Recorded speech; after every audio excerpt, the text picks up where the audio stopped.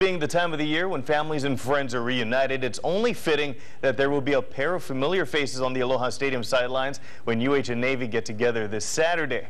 We are referring to Navy head coach Ken Niumatalolo and midshipman offensive coordinator Ivan Jasper. Niumatalolo played for UH from 1983 to 1989, serving a two-year mission trip after his sophomore season. He started at quarterback for the Warriors and served as an assistant coach under Ken Wagner. In 1994, Niumatalolo followed Paul Johnson to Navy to become an offensive coordinator before eventually becoming the first Samoan head coach in Division I history. This season, the Laie native is close to rewriting Navy's history books again. The midshipmen need 3 wins to become the winningest program in school history. It was a ton. I mean, I can remember just being above the dugout, you know, trying to get Mike Stannis' chin strap, you know, or Bernard Quarles, you know, hey, throw me your chin strap. And I mean, there's so many great memories here. And so to come back, I'm humbled to be a head coach at a great place and to come back to your home, to play in a stadium that there are great memories. I know it's going to be a special time for our program and for our team. Meanwhile, Ivan Jasper had the more heralded career at UH. The former quarterback, slot back, and defensive back for the Bows helped guide that historical 1992 team to a Holiday Bowl victory over Illinois. That was just one of the many memories he says came rushing back on his return to the islands. Play or whatever it was the 92 BYU game. You know, the long pass to Matt Harding, who ran the wrong route. He ran the wrong route, you know, just happened to get open, you know, and called him and happened to get the drive to win the game. You know, so that was definitely my most fondest memory. Meanwhile, the Warriors' current quarterback, Bryant Muniz, says he does plan on playing against Navy this weekend. The sophomore has missed Hawaii's last 5 quarters of play, including overtime against San Jose State last weekend with bruised ribs. On Tuesday, Muniz took his first practice reps in nearly 2 weeks. And of course, don't forget, kickoff between the Warriors and the midshipmen is slated for 5:30 p.m. this Saturday. The game can also be seen on ESPNU, and that is your look at sports. And if we lose this game, no ball for us, right? Yeah, exactly. All of a sudden becomes Wisconsin our big final game. Yeah. Go Bows. It's Thanksgiving time. What are you thankful for, Coach? Well, I'm thankful for my family. I'm thankful to be associated with these players, coaches, and the University of Hawaii. Well, I'm thankful that, that I have a group of guys that every day they show up hard to work and give great effort. I have a supportive family, both here at the university and my own personal family. I'm thankful for having the opportunity to be here, but I'm most importantly thankful for the team that we have. I'm thankful for the way the team has stuck together. And, I'm just thankful that, the fans appreciate the effort that our team gives. I'm thankful to live in Hawaii.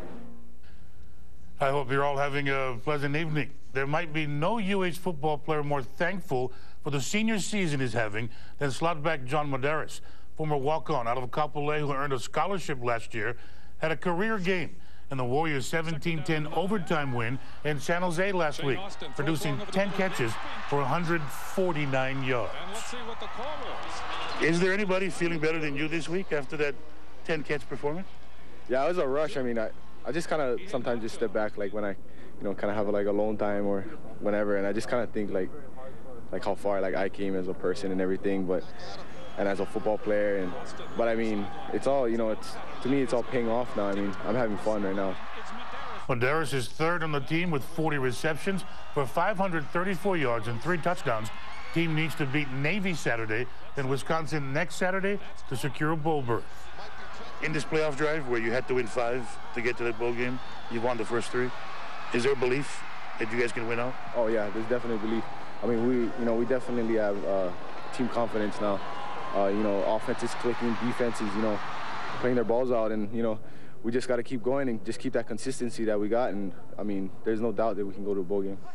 Warriors are 5-6, Navy's 8-3, and 9-point favorites. How you doing, everybody? Let's talk sports. Ken Niumatalolo certainly has reason to be thankful these days. The Laie native and former Rainbow Reserve quarterback has returned to the islands this week as a Division I football head coach, having taken over at Navy last season when mentor and former UH offensive coordinator Paul Johnson moved on to Georgia Tech. As the first college head coach of Samoan ancestry, this return home to Hawaii and Polynesia, for that matter, to take on the Warriors this Saturday holds even more meaning.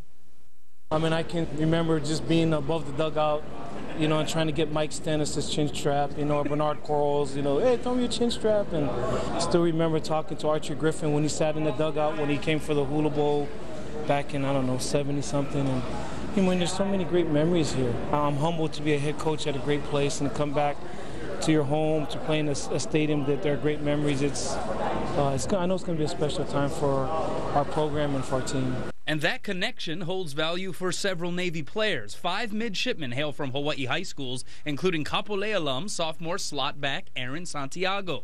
It's definitely good to play for a coach that you knew, grew up from where you're from, knows where you're from, what it's about, and having a coach understand the distance and the things that you got to go through.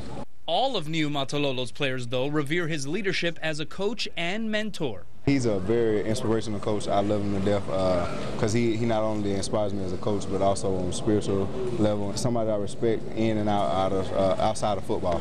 And it's getting results. Niumatalolo has Navy heading to its record 7th straight bowl game, and holding an 8-3 record currently, the Mids have a chance to set a school mark for most wins in a season if they claim their final 3 games, starting Saturday against Hawaii. I'm nervous from the standpoint of our guys are here at beautiful Hawaii, and Hawaii's playing the best that they've been playing all season, so it's going to be a great challenge for us. Since the arrival of Paul Johnson in 2002, Navy's relied on the spread option offense, familiar to Hawaii fans from the Rainbow teams of the 80s and 90s. I thought we were pretty good on offense here. You know, Coach Johnson was here. We scored a lot of points on a lot of people. I knew Coach Johnson was successful when we went to Navy and wherever he's been, so, you know, I know it works. Mids and Warriors kick off Saturday at 5:30 p.m. There's your look at sports. We were talking about it during that story. We kind of missed that offense that Paul Johnson and Wags ran, and it brings back a lot of memories, doesn't it? Yeah. I mean, it really does. It did a good running backs. We had the right offensive line for it, and yeah. Hopefully it doesn't do too well on Saturday. Well, you know, the run and shoot has been pretty good to Hawaii, too, over the last 10 years. But just seeing some of that old footage and remembering the kind of teams and the kind of players that came out, yeah, it brings back a lot of very fond memories. It reminds me of a guy who wore number 29, real slim. Yeah, speedster, real slim at the slot back position. Yeah, he's doesn't look the same anymore. Yeah, no. The initials JV. John Veneri. John Veneri. Yeah.